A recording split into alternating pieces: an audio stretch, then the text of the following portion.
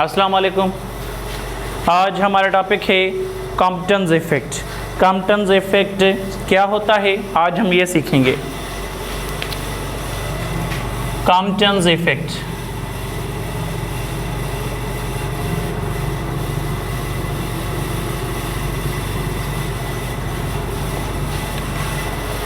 सबसे पहले हम ये बात करते हैं कि जब हम रेडिएशंस के बारे में ये मानते थे, जब लाइट के बारे में हम ये मानते थे कि लाइट जब एक जगह से दूसरी जगह जाती है तो किस फॉर्म में जाती है। पुराने ज़माने में ये माना जाता था कि लाइट एक जगह से दूसरी जगह बिल्कुल जाती है, पर जाती सिर्फ वेव्स के थ्रू है। मतलब रेडिएशंस को वेव के पैटर्न में एक जगह से दूसरी जगह तक जाना होता था और जाना होता है। मतलब ये कि अगर एक जगह से दूसरी जगह तक लाइट को जाना हो, एक्स रे रेडिएशंस को जाना हो, गामा रे रेडिएशंस को जाना हो, अल्ट्रा वायलेट हो या विजिबल लाइट या फिर इंफ्रारेड रेडिएशन या माइक्रोवेव या रेडियो वेव, ये सारी लाइटें, ये सारी एनर्जीज एक जगह से दूसरी जगह जाती हैं वेव्स के फॉर्म में। अब उस ज़माने में ये माना जाता था कि लाइट एक जगह से दूसरी जगह वेव्स के फॉर्म में जाती है, वेव्स के पैटर्न में जाती है। ठीक, एक 1900 सदी का वाक़या था। किसी एक्सपेरिमेंट से ये पता चला था कि जब कोई रेडिएशन एक स्टेशनरी इलेक्ट्रॉन पर फॉल हो, मतलब ये कि कोई विजिबल लाइट या फिर कोई एक्स रे रेडिएशन से किसी स्टेशनरी पार्टिकल, स्टेशनरी कोई इलेक्ट्रॉन के पास गिरे, तो फिर क्या होगा, वो जो रेडिएशंस जब इलेक्ट्रॉन के पास आएंगी, फ्री इलेक्ट्रॉन स्टेशनरी इलेक्ट्रॉन के पास जब ये रेडिएशंस आएंगी तो फिर इन रेडिएशंस के साथ क्या होगा। मतलब ये कि जब रेडिएशंस आएंगी, इलेक्ट्रॉन से टकराएंगी, तो इलेक्ट्रॉन से टकराने के बाद उनके साथ क्या होगा। मतलब उनका इफेक्ट कम हो जाएगा, उनका इफेक्ट ज़्यादा हो जाएगा, क्या होगा। तजर्बा किया गया था एक्सीडेंटली। उसमें से पता चला था कि जो रेडिएशंस आ रही थी, फ़र्ज़ कर लें कि जो रेडिएशंस आ रही थी उनकी जो फ्रीक्वेंसी है वो फ्रीक्वेंसी है 5 हर्ट्ज़। सिर्फ आप इसको एज्यूम कर लें, मिसाल के तौर पर ले लें कि जो रेडिएशंस आ रही थी और इलेक्ट्रॉन पर टकरा रही थी उनकी फ्रीक्वेंसी थी 5 हर्ट्ज़। इलेक्ट्रॉन से टकराने के बाद जो रेडिएशंस आगे चली गई, निकली गई, देखा गया कि वो जो रेडिएशंस थी उन रेडिएशंस में ज़्यादातर रेडिएशंस 5 हर्ट्ज़ की थी, 5 हर्ट्ज़ फ्रीक्वेंसी की ही थी, पर कुछ मिकदार में ऐसी रेडिएशंस भी थी जिनकी फ्रीक्वेंसी 4 हर्ट्ज़ थी, 3 हर्ट्ज़ थी, मैक्सिमम 5 हर्ट्ज़ थी। जब ये देखा गया तो इसको एक्सप्लेन करने के लिए बहुत ज़्यादा तजुर्बे किए गए और 1900 सदी में एक साइंटिस्ट था रेलिफ, उन्होंने भी एक तजर्बा किया। उन्होंने ये बात थियोरेटिकली प्रूव की थी, जब रेडिएशन से किसी भी स्टेशनरी इलेक्ट्रॉन पर गिरेंगी तो फिर क्या होगा, उन रेडिएशंस के साथ कुछ भी तब्दीली नहीं आएगी। मतलब ये नहीं होगा कि टकराने के बाद वाली जो रेडिएशंस हैं उनकी फ्रीक्वेंसी कम हो जाए, ऐसा नहीं होगा। उन्होंने इस बात को थियोरेटिकली कुछ इस तरह से प्रूव किया।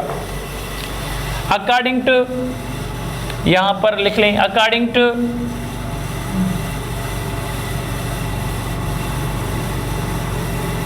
Relief,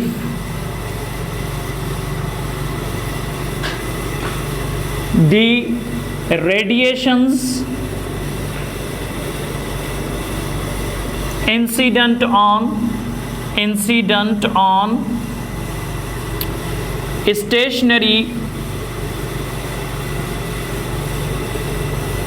स्टेशनरी होता नहीं है, सिर्फ हम ये एज्यूम करते हैं इसका मुकम्मल तरीका मैं आगे बताऊंगा, यहाँ पर फ़िलहाल आप लिख लें। स्टेशनरी एज्यूम्ड मैं इसलिए लिख रहा हूँ कि हम सिर्फ इसको एज्यूम करते हैं, रियलिटी में ये स्टेशनरी में नहीं होता इलेक्ट्रॉन। स्टेशनरी इलेक्ट्रॉन और इसके साथ फ्री लिख लें, फ्री इलेक्ट्रॉन।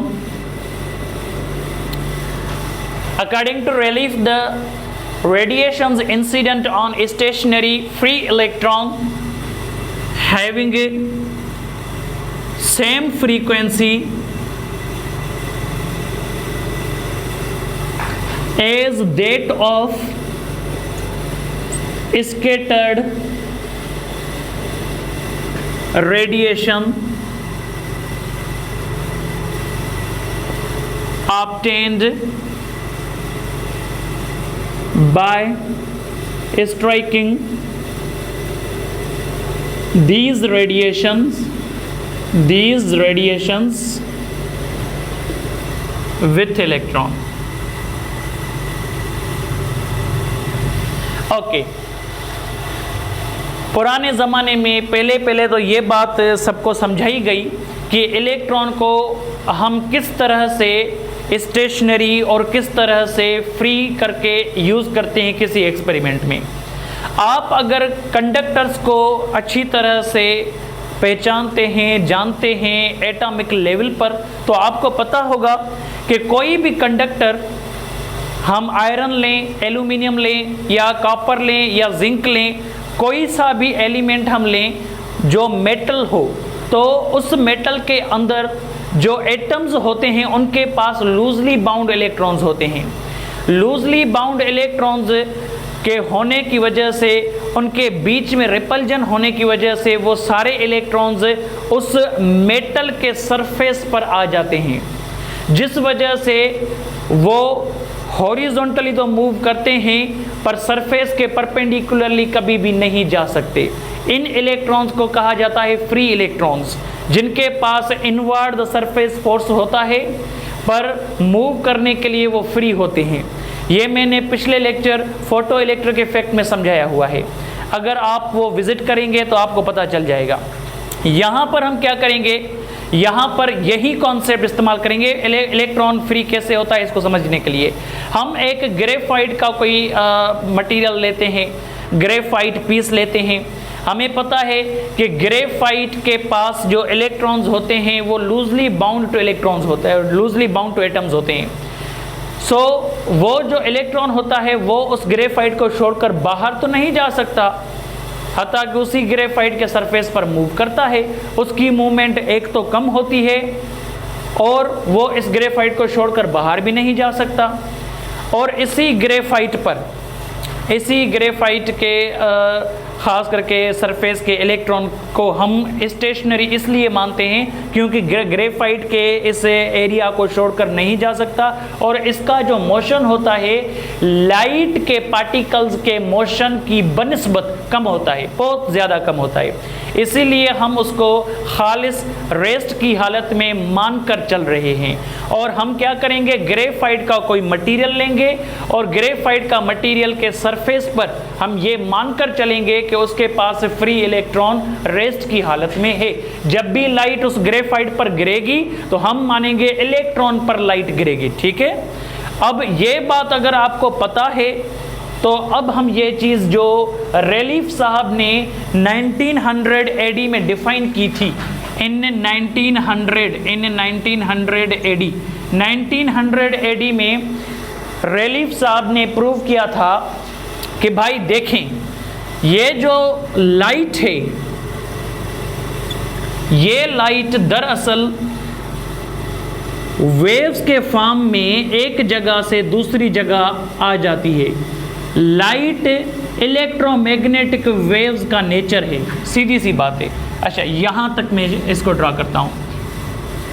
अब अगर ये लाइट वेव्स के फॉर्म में एक जगह से दूसरी जगह जा रही है, अभी के लिए आप फर्ज कर लें कि इसकी फ्रीक्वेंसी 5 हर्ट्ज है।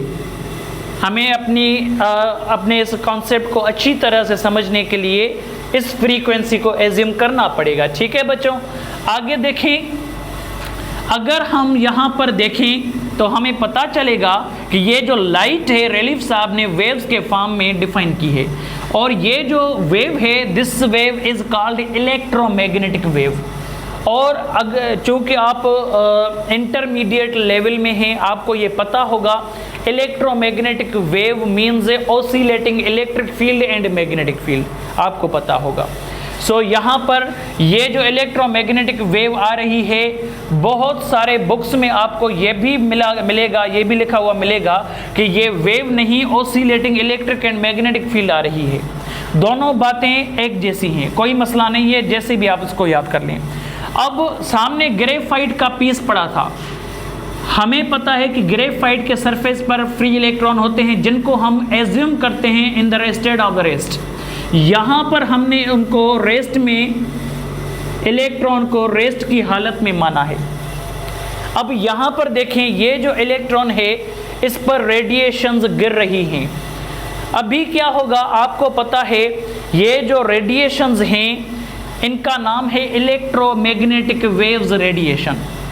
आपको ये भी पता है कि इन रेडिएशंस के पास ऑसिलेटिंग इलेक्ट्रिक फील्ड भी है, ऑसिलेटिंग मैग्नेटिक फील्ड भी है, पर हमें ऑसिलेटिंग इलेक्ट्रिक फील्ड जो आ रही है हमें पता है कि वो इलेक्ट्रिक फील्ड इस इलेक्ट्रॉन पर इंटरैक्ट कर सकती है। मतलब ये कि अगर ये वेव 1 सेकंड में 5 हर्ट्ज फ्रीक्वेंसी 5 वेव्स ले आ रही है, अगर कोई वेव 1 सेकंड में 4 वेव्स लाए तो 4 हर्ट्ज फ्रीक्वेंसी, 1 सेकंड में 15 वेव्स ले आए तो 15 hertz frequency. So number of waves coming in 1 second is called frequency. यहाँ पर 5 हर्ट्ज फ्रीक्वेंसी लिखा गया है, तो इसका मतलब ये कि 1 सेकंड के अंदर इस इलेक्ट्रॉन के पास कितनी वेव्स आएंगी? जवाब है वो वेव्स 5 आएंगी। सो ये इसका मतलब हुआ। और इसको आप इस तरह से भी बोल सकते हैं कि 1 सेकंड में 5 ऑसिलेटिंग इलेक्ट्रिक फील्ड्स आएंगी इसके पास। इलेक्ट्रिक फील्ड किसको अफेक्ट करती हैं? चार्ज्ड पार्टिकल को। तो आपको पता है ये एक चार्ज्ड पार्टिकल है, यहाँ पर मैं इसको लिख लेता हूँ charged particle. So this is a charged particle. और ये क्या है? ये चीज क्या है? This is electromagnetic wave. Electromagnetic wave आ रही है और इस चार्ज्ड पार्टिकल पर गिर रही है। अगर हम देखें तो ये जो इलेक्ट्रोमैग्नेटिक वेव, इसके पास 5 हर्ट्ज फ्रीक्वेंसी है।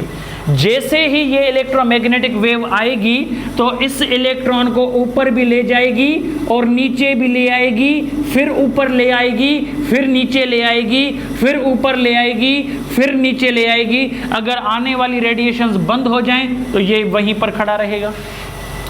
मतलब ये कि अगर इस आने वाली रेडिएशंस की फ्रीक्वेंसी 5 हर्ट्ज है तो इसका मतलब ये हुआ कि इस इलेक्ट्रॉन की जो फ्रीक्वेंसी ऑफ ऑसिलेशन होगी वो भी कितनी होगी? 5 हर्ट्ज। मतलब ये कि अगर आने वाली वेव की फ्रीक्वेंसी 10 हर्ट्ज हुई तो फिर ये इलेक्ट्रॉन 1 सेकंड में 10 मरतबा वाइब्रेट करेगा।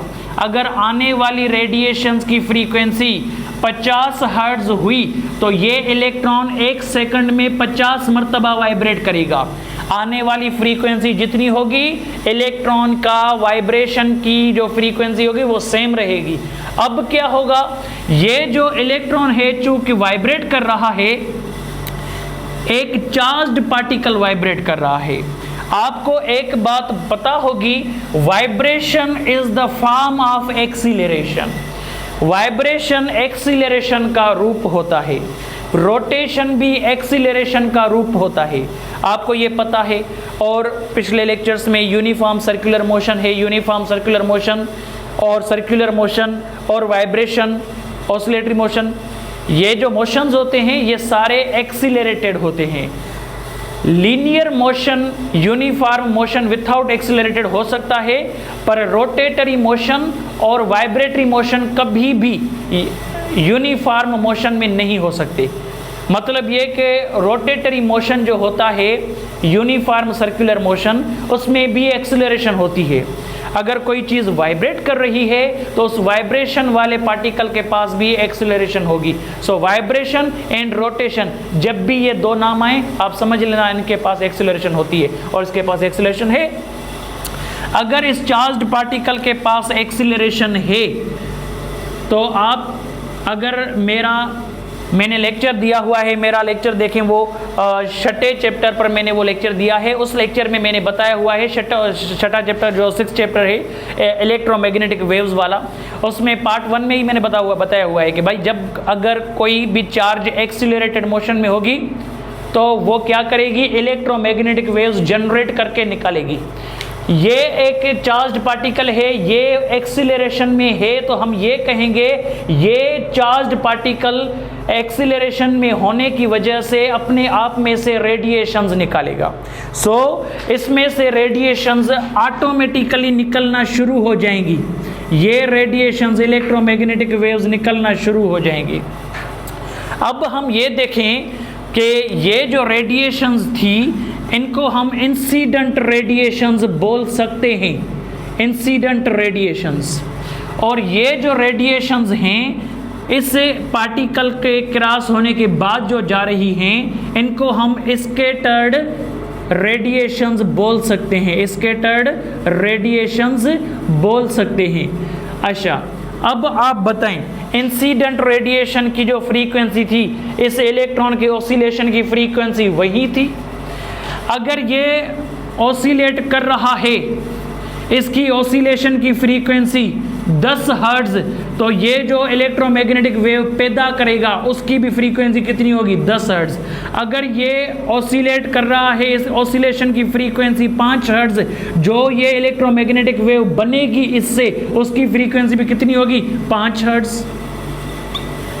तो बताइए, मैंने पहले एग्जाम्पल दिया था कि आने वाली इलेक्ट्रोमैग्नेटिक वेव फर्ज कर लें 5 हर्ट्ज है, तो जाने वाली फ्रीक्वेंसी स्कैटर्ड फ्रीक्वेंसी भी कितनी होगी, 5 हर्ट्ज होगी। इसका मतलब क्या हुआ कि इसकी फ्रीक्वेंसी में कोई भी शिफ्ट नहीं आया, इसकी फ्रीक्वेंसी में कोई भी चेंज नहीं आया। तो जब भी कोई रेडिएशन इलेक्ट्रॉन या चार्ज्ड पार्टिकल या स्टेशनरी कोई भी पार्टिकल से टकराती है, स्कैटर हो जाती है, तो उसकी एनर्जी में, उसकी फ्रीक्वेंसी में कोई फर्क नहीं आता। ये बात रेलिफ साहब ने बताई थी। अच्छा, ये जो रेलिफ साहब ने बताई थी बात, ये बात उस वक्त अच्छी तरह से इसी तरह से डिफाइन की गई थी और इसी को सच माना गया था और इस स्कैटरिंग का नाम भी रखा गया था। इस स्कैटरिंग का नाम था रेलिफ स्कैटरिंग, रेलिफ स्कैटरिंग। ये हो गया रेलिफ स्कैटरिंग। रेलिफ स्कैटरिंग क्या होता है, the process in which the waves are considered, the radiations are considered in form of waves when they strike with stationary free electron after scattering their radiations having same frequency and same energy, there is no any shift in the frequency, there is no any shift in the change in the frequency or energy. So this kind of scattering is called relief scattering. यहाँ पर ये बात जब बताई गई तो ठीक है, और काफ़ी वक्त गुजरा, 1900 सदी में तो ये बताया गया, 19 साल गुजर गए और 19-20 साल बाद एक साइंटिस्ट था आर्थर हॉली कॉम्पटन। आर्थर हॉली कॉम्पटन ने एक तजर्बा किया था। उन्होंने तजुर्बा किसी और चीज़ पर किया था, किसी न्यूक्लियस पर या किसी एटॉमिक लेवल पर किसी पर तजुर्बा किया था, पर उनको एक अजीब बात मिली। उन्होंने जब तजर्बा किया, एक्सीडेंटली उनको पता चला कि भाई आने वाली जो रेडिएशंस हैं वो जब स्टेशनरी चार्ज्ड पार्टिकल इलेक्ट्रॉन से टकराएंगी, after the collision the radiations scatter, the frequency of incident radiation and scattered radiation is no more same. Means आने वाली रेडिएशंस और स्कैटर हुई जो रेडिएशंस हैं उनकी फ्रीक्वेंसी सेम नहीं है। ये तजर्बे से उन्होंने मालूम किया। जब ये बात उन्होंने देखी तो उनको एक प्रॉब्लम दिखी और उस प्रॉब्लम को उन्होंने ठीक करने की कोशिश की। उन्होंने कहा कि भाई ये जो रेलिफ साहब ने बताया हुआ है कि आने वाली रेडिएशंस और स्कैटर होने वाली रेडिएशन सेम होनी चाहिए, तो ये तो है ही नहीं ऐसा। ऐसा है ही नहीं, बिल्कुल तजुर्बा किया गया, उस तजुर्बे में से उन्होंने बताया कि मैंने ऐसा नहीं देखा, आने वाली रेडिएशन की फ्रीक्वेंसी ज़्यादा थी, जाने वाली रेडिएशन की फ्रीक्वेंसी कम थी। आप ये भी कह सकते हैं, एक मैं बात बता दूं आपको, ये जो हमारे पास फार्मूला होता था चैप्टर नंबर 8 वेव्स में, velocity is equal to frequency multiply wavelength, ये फ्रीक्वेंसी मल्टीप्लाई वेवलेंथ, ये हमारे पास एक फार्मूला है। सो यहाँ पर देखें, ये फ्रीक्वेंसी और ये वेवलेंथ अगर मल्टीप्लाई करेंगे तो क्या मिलेगा, हमें वेलोसिटी मिलेगी। यहाँ पर ये जो फ्रीक्वेंसी है ये ज़्यादा हो, समझ जाना कि वेवलेंथ कम होगी, दोनों इन्वर्सली होते हैं।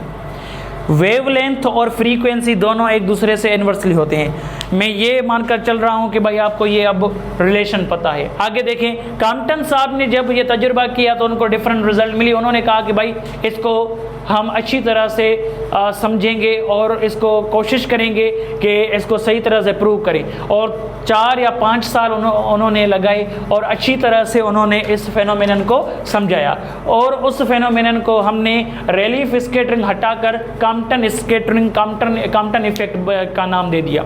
यहाँ पर देखें, यहाँ पर कॉम्पटन इफेक्ट साहब ने क्या, हॉली कॉम्पटन ने क्या कहा, उन्होंने कहा कि भाई अगर हम तजर्बा करते हैं एक्सपेरिमेंटल रिजल्ट,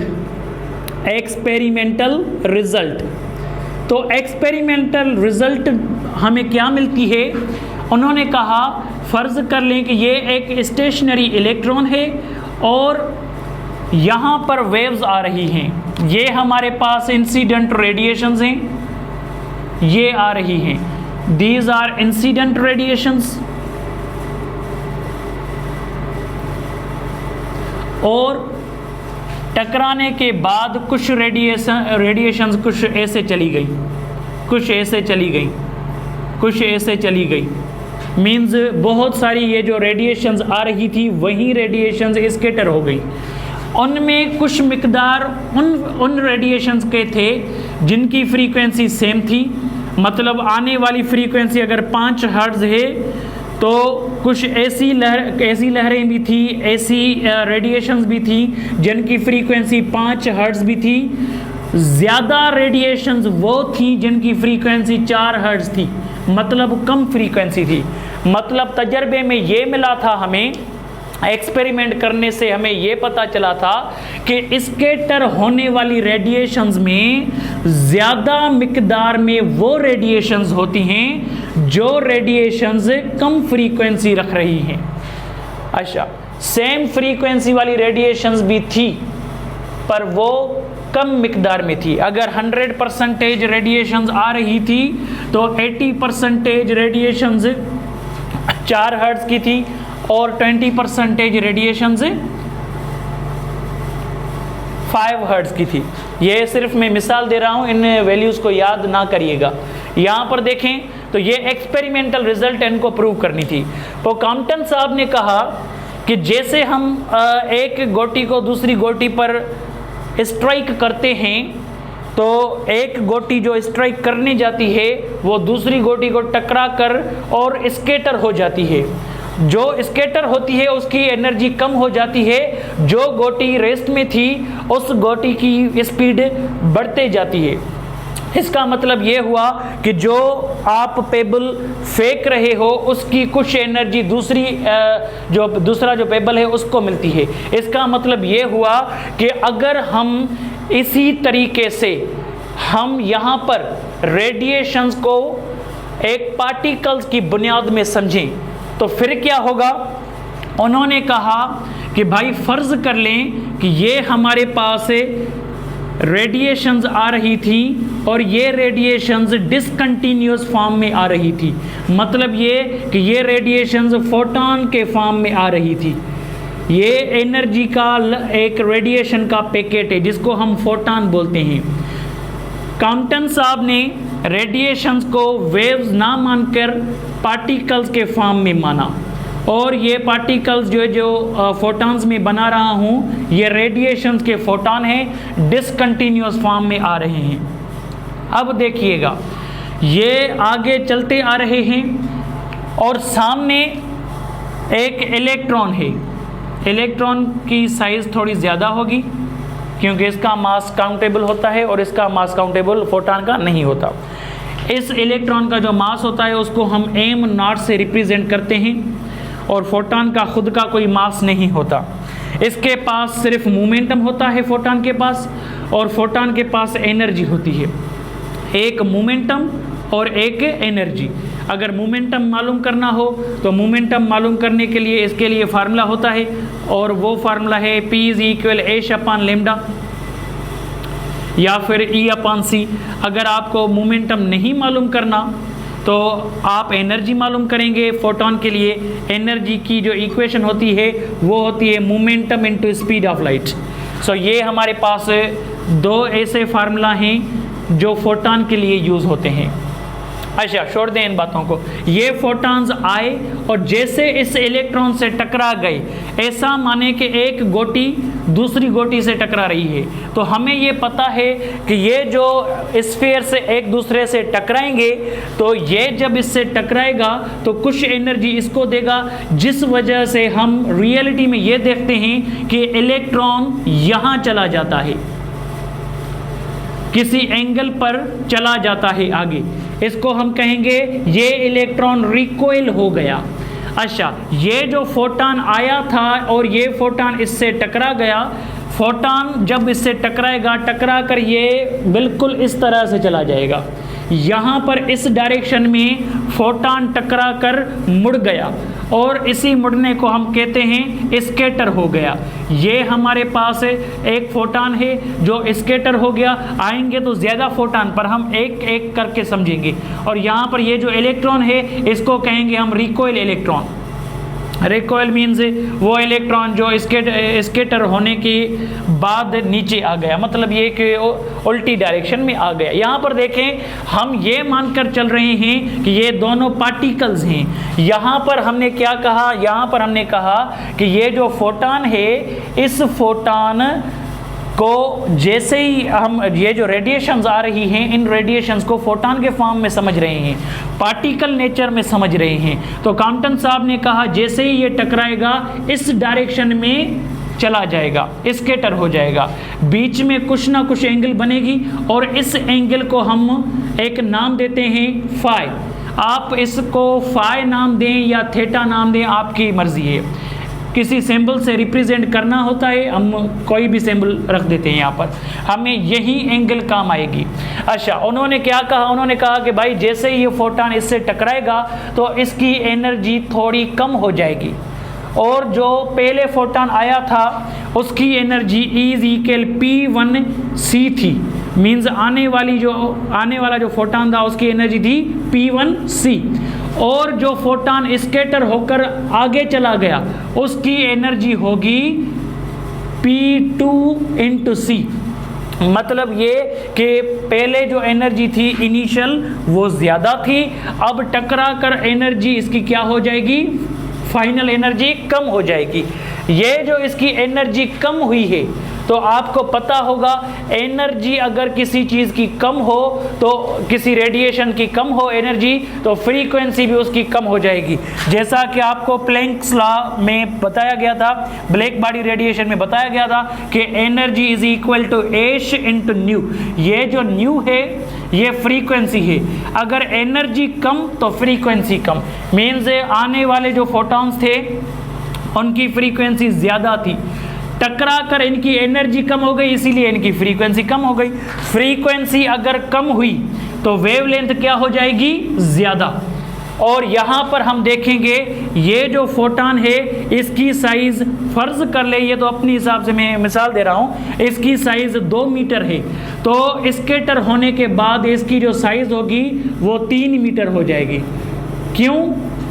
इसलिए क्योंकि अगर फ्रीक्वेंसी कम हो जाती है एनर्जी कम हो जाने की वजह से, तो फ्रीक्वेंसी कम तो वेवलेंथ क्या हो जाएगी? ज़्यादा। इसका मतलब है इसके पास लेस फ्रीक्वेंसी है और मोर वेवलेंथ है। तो ये बात आपको समझ लेनी चाहिए। ये चीज़ एक्सप्लेन की गई और इसी चीज़ को जब उन्होंने एक्सप्लेन किया पार्टिकल नेचर पर, मैथमेटिकली एक फार्मूला भी बनाया और वो फार्मूला था lambda 2 minus lambda 1 is equal to h upon m naught c 1 minus cos 5। ये फार्मूला उन्होंने डेरिवेट भी किया था और यही फार्मूला उन्होंने बताया कि ये जो फोटॉन्स आ रहे हैं ये टकराने के बाद इनकी वेवलेंथ बढ़ जाती है, means final wavelength lambda 2 is greater than initial wavelength lambda 1। ये बात उन्होंने हमें बताई, ये बात उन्होंने हमें समझाई और ये फार्मूला इस्तेमाल करके उन्होंने चेंज इन वेवलेंथ मालूम किया, जिसको हम डेल्टा लैम्डा भी बोलते हैं। इस डेल्टा लैम्डा का दूसरा नाम है कॉम्पटन शिफ्ट। ये इसका नाम हो गया कॉम्पटन शिफ्ट और ये कॉम्पटन शिफ्ट डेल्टा लैम्डा या चेंज इन वेवलेंथ को बोला जाता है। सो ये हमारे पास कॉम्पटन शिफ्ट की एक इक्वेशन हो गई और इस इक्वेशन से जब उन्होंने मालूम किया कि कितना डिफरेंस आ रहा है वेवलेंथ का, तो उन्होंने प्रैक्टिकली भी उसी तरह से किया। तो एक्सपेरिमेंटल रिजल्ट से जो वैल्यू निकल रही थी कॉम्पटन शिफ्ट की और ये जो मैथमेटिकल रिजल्ट में से कॉम्पटन शिफ्ट की वैल्यू निकल रही थी, दोनों मैच कर रहे थे। इसका मतलब ये कि ये mathematical way is the best way to explain the experimental result. और इसी तरह से उन्होंने लाइट को पार्टिकल नेचर में डिफाइन किया और Compton effect is the proof of radiations which are made up of particles instead of waves। ये बात उन्होंने बताई और इसी तरह से उनको 1927 में 1927 AD में नोबेल प्राइज से भी अवार्ड किया गया, नोबेल प्राइज से भी नवाजा गया। और यहाँ पर हम देखें तो ये उन्होंने एक फार्मूला बनाया, एच प्लैंक कांस्टेंट होता है और ये उन्होंने बताया। अच्छा, एक बात और हमें पता है कि जो रेडिएशंस आ रही थी वो रेडिएशंस, आने वाली रेडिएशंस 100% 5 हर्ट्ज की थी, फर्ज कर लें। तो स्कैटर होने वाली रेडिएशंस में से बहुत सारी रेडिएशंस की फ्रीक्वेंसी कम थी, वो तो यहाँ से प्रूव हो गई। अब ये भी तो प्रूव करना पड़ेगा ना कि थोड़ी थोड़ी वो भी रेडिएशंस थी जिनकी फ्रीक्वेंसी चेंज ना हो पाई। ये कैसे उन्होंने प्रूव किया? क्योंकि अगर रेडिएशंस आ रही थी और एक इलेक्ट्रॉन से टकरा कर आगे चली गई तो उनमें से कुछ ऐसी रेडिएशंस भी थी जिनमें कॉम्पटन शिफ्ट नहीं आया। तो कॉम्पटन साहब ने इस बात को इस तरह से एक्सप्लेन किया कि भाई ये जो हमारे पास मटेरियल होता है जिसका हम free electron as a stationary consider करते हैं, तो इसमें एक इलेक्ट्रॉन तो होता नहीं, बहुत सारे इलेक्ट्रॉन होते हैं और बहुत सारे इलेक्ट्रॉन्स होते हैं। तो उनमें से चंद इलेक्ट्रॉन्स वो भी होते हैं जो tightly bound with the atoms होते हैं। चूंकि वो टाइटली बाउंड टू एटम्स होते हैं तो हम उनको पूरा एटम कंसीडर करते हैं। तो जो रेडिएशंस आएंगी और उस मटेरियल में से उन एटम्स के साथ टकराएंगी जो एटम के पास टाइटली बाउंड इलेक्ट्रॉन्स हों, तो उसको आप इलेक्ट्रॉन अकेला नहीं मानेंगे, उसको मुकम्मल एटम मानेंगे। तो आने वाली रेडिएशंस अगर मटेरियल में से टकराएंगी तो कुछ ऐसे भी एटम्स होते हैं जिनके पास टाइटली बाउंड इलेक्ट्रॉन्स होते हैं। रेडिएशंस जब उन एटमों से टकराती है तो वो एटम उनके लिए बहुत ज़्यादा मैसिव होता है और इलास्टिक कोलिजन यहाँ पर होता है। मैंने आपको बताया ये जो कोलिजन हमने पढ़ा, ये हमने इलास्टिक कोलिजन पढ़ा, इलास्टिक कोलिजन के लिहाज से समझा। इलास्टिक कोलिजन ने हमने पढ़ा हुआ है अगर कोई भी स्फीयर बहुत ज्यादा वजनदार हो तो रेडिएशंस जब उनसे टकराएंगी तो आने वाली रेडिएशंस रिबाउंस हो जाएंगी और उनकी वेवलेंथ में कोई फर्क नहीं आएगा। आने वाले जो फोटॉन्स होंगे वो रिबाउंड होंगे without losing of their energy. तो उन्होंने कहा कि कोई मटेरियल होगा, उन मटेरियल में से क्या है कि बहुत सारे ज़्यादा इलेक्ट्रॉन्स फ्री होते हैं, स्टेशनरी माना जाता है, उनके वजह से रेडिएशंस उन इलेक्ट्रॉनों से टकराती है और उनकी फ्रीक्वेंसी कम हो जाती है। पर बहुत सारी रेडिएशंस उनसे भी टकराती है जो एटम्स होते हैं, मतलब जिनके पास इलेक्ट्रॉन्स टाइटली बाउंड होते हैं, जिस वजह से एटम का मास बहुत ज़्यादा होता है। जब आने वाली रेडिएशन उन एटम से टकराती है तो उनकी जो आने वाली एनर्जी है और जाने वाली एनर्जी है दोनों बराबर रहती हैं। और यही चीज़ उन्होंने जब समझाई तो उस बात से दो बातें प्रूव हो गई। तो जब रेडिएशंस आती हैं और वो किसी मटेरियल से टकराती हैं तो ज़्यादा से ज़्यादा रेडिएशंस वो होती हैं, जाने वाली रेडिएशंस, स्कैटर होने वाली रेडिएशंस वो होती हैं जिनकी फ्रीक्वेंसी कम होती है, और उनमें से कुछ रेडिएशंस वो भी होती हैं जिनकी फ्रीक्वेंसी सेम होती है, क्योंकि वो रेडिएशंस डायरेक्ट एटम से टकरा कर आ रही हैं, इसीलिए स्कैटर हो रही है, इसीलिए उनकी एनर्जी या रेडिएशन में कोई फर्क नहीं आता। और अगर ये कॉम्पटन इफेक्ट आपको समझना है तो इलेक्ट्रॉन को देखिए, एक बात आपको पता होनी चाहिए, कॉम्पटन इफेक्ट जो होता है वो या तो एक्सरे रेडिएशन में होता है या गामा रे रेडिएशन में होता है। एक्सरे रेडिएशन या गामा रे रेडिएशन, क्यों? इसलिए क्योंकि जो रेडिएशंस आती हैं वो रेडिएशंस फोटॉन्स के फॉर्म में आती हैं, हमें ये पता है। जैसे ही वो फोटॉन्स आते हैं उन फोटॉन्स के पास एनर्जी होती है, जिस एनर्जी को हम इस फार्मूले से जानते हैं। वो इलेक्ट्रॉन से टकराएंगे, जैसे वो फोटॉन्स इलेक्ट्रॉन से टकराएंगे तो इलेक्ट्रॉन यहाँ रिकॉइल होगा और फोटॉन्स यहाँ रिकॉइल होंगे, फोटॉन्स यहाँ स्कैटर होंगे। अगर इलेक्ट्रॉन्स को रिकॉइल होना है, रिकॉइल का मतलब क्या है, जिस मटेरियल का ये इलेक्ट्रॉन है उस मटेरियल से बाहर चला जाए ये इलेक्ट्रॉन, तब भी ये रिकॉइल होगा। मतलब अगर ग्रेफाइट पर रेडिएशंस फॉल हों तो वो रेडिएशंस टकरा कर स्कैटर होती हैं, इलेक्ट्रॉन्स बाहर चले जाते हैं।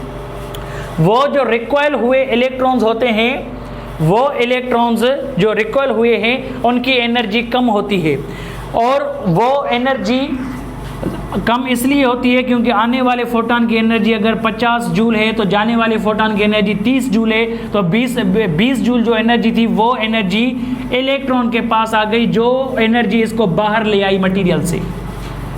अगर ये इलेक्ट्रॉन बाहर ना आ सके, इसका मतलब ये कि ये जो फोटॉन आया था इसके पास एनर्जी कम थी, इसके पास एनर्जी कम थी। और हमें पता है कि अगर फोटॉन्स की एनर्जी कम हो तो वो या तो रेडियो वेव होंगे, अगर उसकी एनर्जी फोटॉन की ज़्यादा हो तो वो विजिबल लाइट में होंगे, उनकी एनर्जी फोटॉन की ज़्यादा हो तो वो एक्सरे में होंगे। मतलब ये कि अगर आने वाले फोटॉन्स के पास ज़्यादा एनर्जी होगी, एक्सरे फोटॉन्स होंगे, ज़्यादा से ज़्यादा एनर्जी होती है एक्सरे फोटॉन्स के पास, तो वो कुछ एनर्जी इसको देंगे और इतनी एनर्जी इसको दे पाएंगे कि वो एलिमेंट से बाहर चला जाए, और ख़ुद थोड़ी सी एनर्जी कम करके ऊपर चले आते हैं, स्कैटर हो जाते हैं। अगर आप विजिबल लाइट के फोटॉन्स टकराएंगे तो फिर क्या होगा, विजिबल लाइट की एनर्जी एक्सरे रेडिएशन की एनर्जी से कम होती है, तो ये आएंगे टकरा कर सीधे से सीधे चले जाएंगे और इनकी एनर्जी में कोई भी कमी नहीं आएगी, क्योंकि आने वाले फोटॉन्स की एनर्जी कम थी, और एनर्जी कम हो जाने की वजह से इलेक्ट्रॉन को नॉक आउट नहीं कर पाए। उस वक्त आने वाली रेडिएशंस और जाने वाली रेडिएशंस की फ्रीक्वेंसी ज़्यादा होगी। अल्ट्रावायलेट की भी एनर्जी एक्सरे से कम होती है। अल्ट्रावायलेट के फोटॉन्स आएंगे, आने वाले रेडिएशन की एनर्जी और जाने वाले रेडिएशन की एनर्जी क्या होगी, सेम होगी। अगर एक्सरे फोटॉन्स आएंगे तो आने वाली रेडिएशन की एनर्जी ज़्यादा है, जब टकराएंगे वो फोटॉन्स तो इलेक्ट्रॉन को नॉकआउट कर पाएंगे, जिस वजह से जाने वाली रेडिएशंस की एनर्जी आने वाले फोटॉन्स की एनर्जी से कम होगी। मतलब यहाँ पर एनर्जी कम हो गई, वेवलेंथ ज़्यादा हो गई, कॉम्पटन शिफ्ट हुआ। So Compton shift will happen for X ray radiations, for gamma ray radiations. ये बात आपको समझ जानी चाहिए। कॉम्पटन इफेक्ट एक्सरे रेडिएशंस पर काम करता है और गामा रे रेडिएशंस पर। अगर आप रेडियो वेव भेजेंगे, माइक्रोवेव भेजेंगे, इंफ्रारेड रेडिएशन, विजिबल लाइट या अल्ट्रावायलेट रेडिएशन भेजेंगे तो कॉम्पटन शिफ्ट नहीं होगा, मतलब वेवलेंथ चेंज नहीं होगी, आने वाली रेडिएशन और जाने वाली रेडिएशन सेम हो जाएगी। यही केस हमने यहाँ पर रेलीफ साहब के थ्योरी में पढ़ा था। इसका मतलब ये हुआ कि अगर मैं एनर्जी की बुनियाद पर आपको बताऊं कि सबसे ज्यादा एनर्जी किसकी, तो गामा रे बोलेंगे आप, और इससे कम एक्सरे की एनर्जी होती है, और इससे कम अल्ट्रा वायलेट की एनर्जी, अल्ट्रावायलेट रेडिएशन, अल्ट्रावायलेट रे की एनर्जी कम होती है, और इससे कम विजिबल लाइट की एनर्जी होती है, और इससे कम इंफ्रारेड रेडिएशन की एनर्जी होती है, और इससे कम माइक्रोवेव एनर्जी कम होती है, माइक्रोवेव की एनर्जी कम होती है, और इससे कम रेडियो वेव की एनर्जी कम होती है। अब ये बच्चों आपको याद कर लेना चाहिए कि कम से कम एनर्जी रेडियो वेव की होती है, ज़्यादा से ज़्यादा एनर्जी गामा रेज की होती है। इस डायरेक्शन में आएंगे तो ज़्यादा एनर्जी मिलती जाएगी। अब बताएं कॉम्पटन शिफ्ट किस वक्त होगा? कॉम्पटन शिफ्ट इस वक्त होगा, मतलब ये कि एक्सरे और गामा रे, जब एक्सरे रेडिएशन आएंगी या एक्सरे ना हो गामा रे एनर्जी आएगी तो फिर कॉम्पटन शिफ्ट होगा। यहां पर लिख लेता हूं मैं कॉम्पटन शिफ्ट।